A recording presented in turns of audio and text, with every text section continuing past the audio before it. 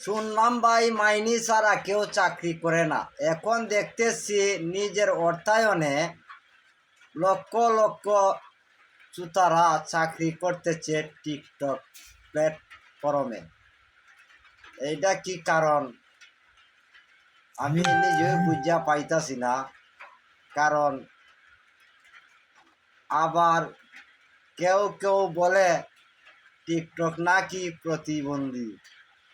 TikTok যদি প্রতিবন্ধী হয়ে থাকে তাহলে মাইনে ছাড়া চাকরি নিজের অর্থায়নে এমবি কিনে লক্ষ লক্ষ চুতারা করতেছে এই টিকটক প্ল্যাটফর্মে। কারণটা কি সেইটা তো আমি বুঝতেছি না, যারা বলে টিকটক প্রতিবন্ধী।